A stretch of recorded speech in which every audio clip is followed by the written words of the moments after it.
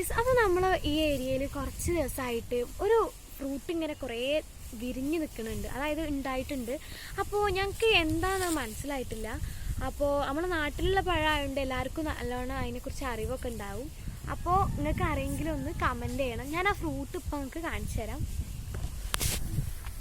ഇതാണ് കേട്ടോ നമ്മളെ ഈ ഒരു ഫ്രൂട്ട് പറയുന്നത്. ആ ഫ്രൂട്ട് ഞാൻ പറിച്ച് കാണിച്ചു തരാം.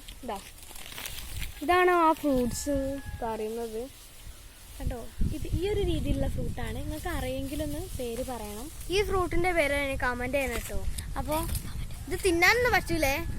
അത് ഞങ്ങൾക്കറിയാം. ഞങ്ങൾക്ക് അച്ഛമ്മ ഇങ്ങനെ പറഞ്ഞു തന്നിട്ടുണ്ട് അത് കഴിക്കാൻ പറ്റൂലെന്ന്. പക്ഷെ എന്താ പേര് എന്ന് ഞങ്ങൾക്ക് ആർക്കും ഒരു പിടുത്തല്ല.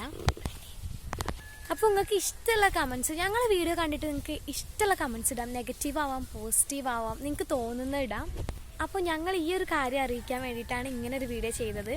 അപ്പോൾ എല്ലാവരും മറക്കാതെ കമൻറ്റ് ചെയ്യണേ. എൻ്റെ